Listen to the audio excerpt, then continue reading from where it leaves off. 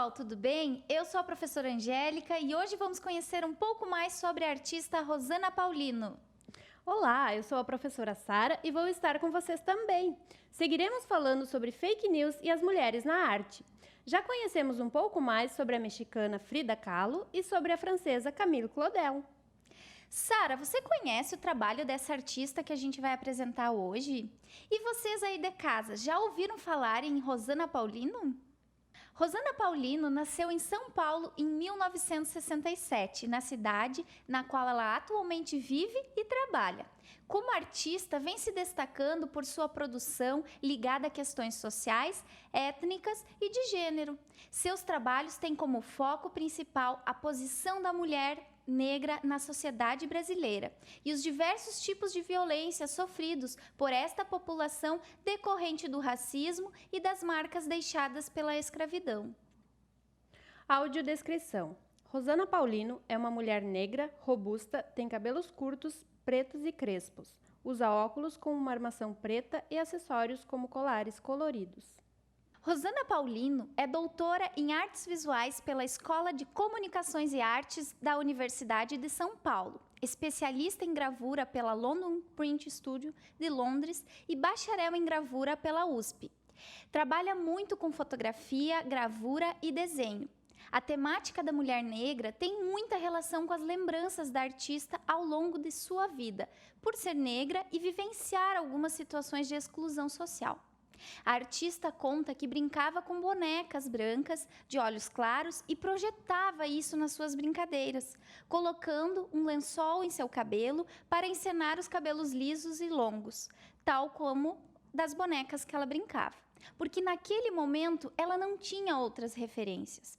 Lembra também que quando assistia à televisão, principalmente às novelas, os papéis destinados às mulheres negras eram de empregadas domésticas chamadas de mulatas, termo extremamente racista, e muitas vezes essas mulheres eram apresentadas de maneira sexualizada.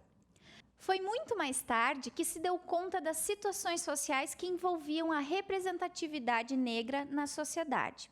Começou a trazer isso para suas obras.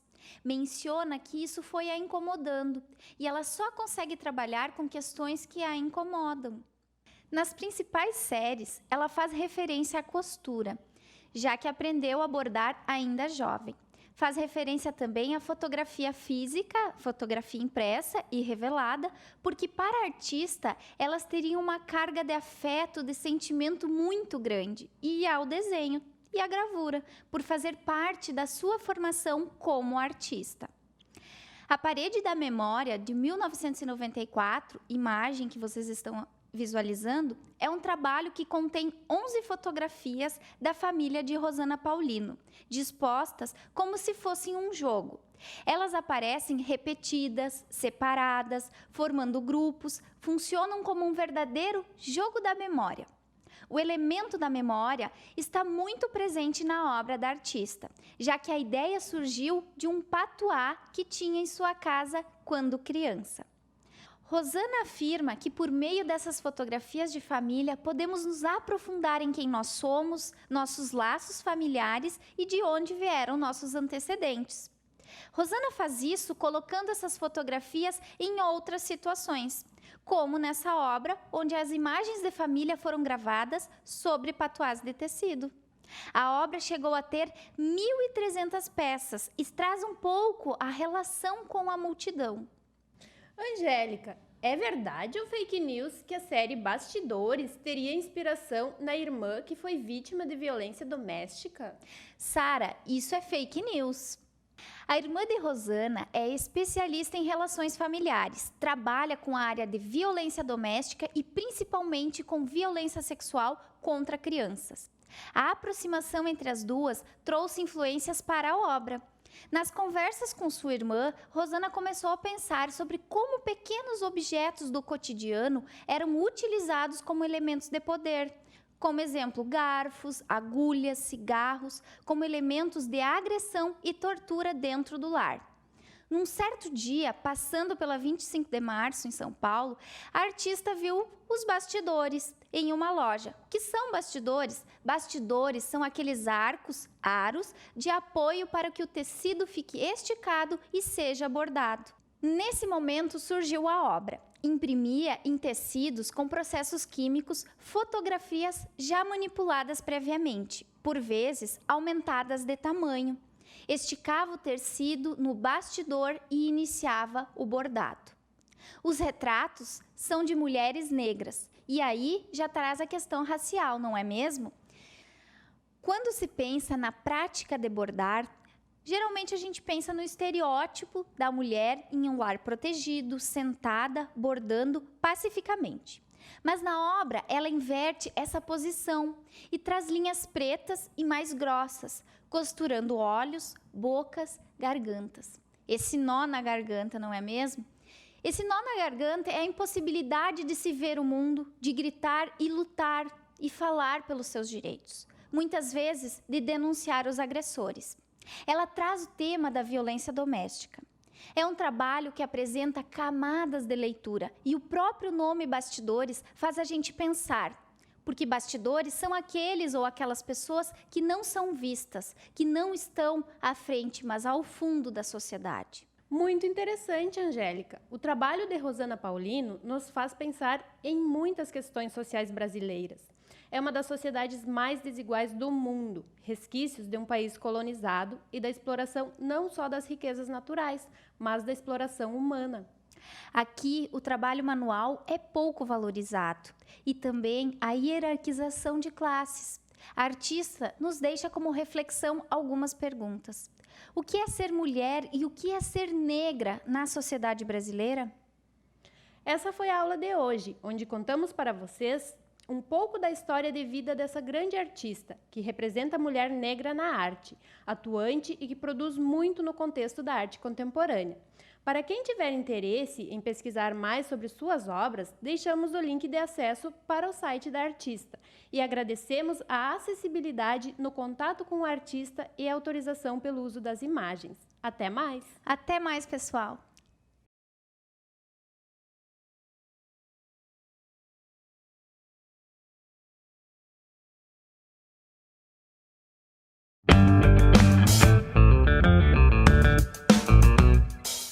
Chega, gurizada, tudo bem? Meu nome é Matheus e eu estou aqui de novo para a gente falar sobre história.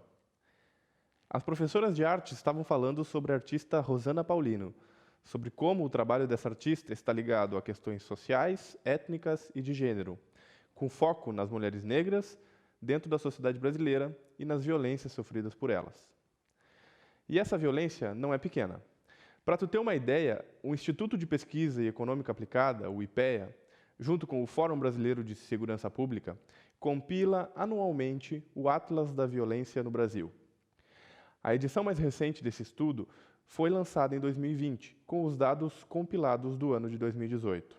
E os números assustam. Em 2018, uma mulher foi morta a cada 2 horas. E o número de mulheres negras assassinadas é quase o dobro de mulheres não negras. Outra pesquisa que chama a atenção é o relatório da Comissão Econômica para a América Latina e o Caribe, o CEPAL, que divulgou em janeiro dados sobre a desigualdade de gênero na América Latina e Caribe. Entre diversos dados que chamam a nossa atenção, um deles nos diz que no Brasil, em média, as mulheres trabalham 10 horas a mais do que os homens em tarefas não remuneradas. Essas tarefas são cuidar de crianças, doentes, idosos, cuidar da manutenção da casa, etc. Além disso, na América Latina, 27,5% das mulheres não tinham renda própria, enquanto entre os homens esse índice foi de 13%, quase a metade. Isso significa que quase 1/3 das mulheres da região dependem de outras pessoas para sobreviver. Esse dado leva a outro, o de que a cada 100 homens em situação de pobreza, existem 113 mulheres, ou seja, a maioria da população em condição de pobreza é de mulheres. Bom, esses estudos possuem muitos outros dados, e não consigo falar de todos eles aqui. Mas acredito que tu já deve ter percebido que o tema da desigualdade de gênero é bastante sério, não é? E é aqui que a gente vai falar um pouco mais de história. Mais especificamente, eu quero falar das lutas das mulheres no Brasil na busca por igualdade de direitos no último século. Tu sabias que direitos que parecem simples, básicos, óbvios, foram fruto de muita luta das mulheres? Por exemplo, votar. Você sabia que não faz nem 100 anos que as mulheres podem votar aqui no Brasil? Pois é. Segundo Geneviève Fraisse e Michel Perrot, no livro História das Mulheres no Ocidente, os movimentos feministas do século XIX e início do século XX lutavam pela transformação da condição das mulheres a partir da participação direta nas atividades eleitorais. Essa foi uma das principais pautas feministas que conseguiu se difundir pela sociedade da época.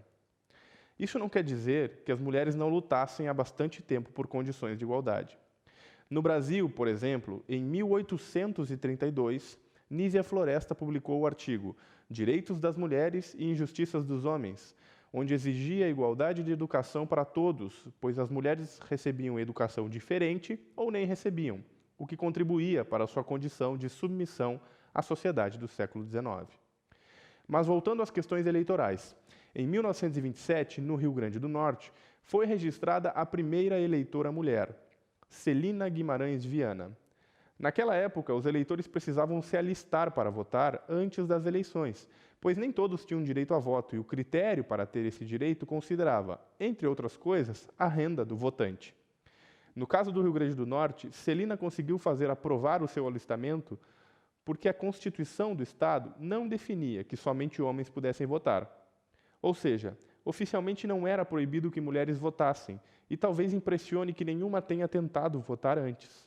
Entretanto, as estruturas patriarcais responderam. Na primeira eleição em que as mulheres votaram, o Senado Federal anulou os votos das mulheres, alegando que era necessário um projeto de lei específico que regulamentasse o voto feminino. Mesmo assim, em 1929, o Estado do Rio Grande do Norte elegeu a primeira mulher prefeita da América Latina, Alzira Soriano, na cidade de Lages. A discussão estava posta. Não havia mais espaço para essa exclusão. Em fevereiro de 1932, no governo de Getúlio Vargas, foi promulgada a lei que permitiu que as mulheres votassem, mas o voto era facultativo. Elas votaram para a Assembleia Constituinte, e a Constituição de 1934 acabou por estabelecer o direito ao voto como um dever, tanto de homens quanto de mulheres. Embora algumas pessoas não gostem da ideia da obrigatoriedade do voto, ela era um mecanismo importante para evitar que os pais ou os maridos não permitissem que as mulheres fossem votar. Mas o voto foi somente o início das lutas, até porque em 1937, como a gente já falou em outra aula, o Vargas iniciou uma ditadura e não teve espaço para participação política, de quase ninguém, na verdade, né? Mas quando o Vargas saiu do governo, em 1945, foi feita outra Constituição, que estabeleceu o direito das mulheres votarem e serem votadas. Conquistado o direito ao voto, as lutas feministas vão para outra fase. A gente observa que a luta passa a não ser somente no espaço público, mas também no âmbito privado. Entre outros motivos para essa mudança, a gente pode perceber que nas décadas de 1960 e 1970, as mulheres passaram a ter mais acesso às universidades, desenvolvendo estudos nas áreas de sociologia, antropologia, medicina da família, psicologia, etc. Essas áreas fundamentaram pesquisas que ajudaram nas lutas e nas conquistas. É o que muitos estudos chamam de segunda onda do feminismo. As conquistas dessa época são importantes para o âmbito privado. Por exemplo, até 1962, as mulheres ainda precisavam de autorização dos pais ou maridos para trabalhar fora, receber herança, comprar ou vender imóveis, abrir conta em banco ou até mesmo viajar. Somente com o Estatuto da Mulher Casada é que essa necessidade de autorização por parte de um homem para que as mulheres exercessem diversas atividades foi revogada. E o casamento? Você sabia que até 1977 o casamento era indissolúvel?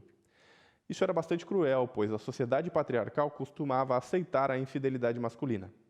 Mulheres não tinham a mesma condição e estavam presas aos maridos, sujeitas a violências domésticas, física ou psicológica. Aliás, esses abusos existem até hoje, mas desde 1977 existe a lei do divórcio, que permite que as mulheres se separem. Em 1988, com a Constituição Cidadã, ficou estabelecido que é ilegal qualquer diferença de salários, de exercício de função e de critérios para se concorrer a uma vaga de emprego por motivos de sexo, de idade, de cor ou de estado civil. Se na lei existe essa previsão, no início nós já vimos que as pesquisas alertam para uma realidade um pouco diferente. Em 1990, o Estatuto da Criança e do Adolescente estabeleceu a igualdade de condições do pai e da mãe no exercício do pátrio poder sobre os filhos. Embora historicamente a criação e a educação dos filhos seja uma tarefa majoritariamente feminina, elas não podiam desagradar os interesses do marido na educação dos filhos. A partir do ECA, a lei garantia igualdade de condições tanto para pais quanto para as mães no exercício do direito em relação às crianças. O marco da luta das mulheres por igualdade de direitos talvez seja, sem dúvida, a Lei Maria da Penha. Essa lei existe justamente porque a sociedade não garante às mulheres igualdade de direitos, principalmente no que tange à segurança contra os diversos tipos de violência.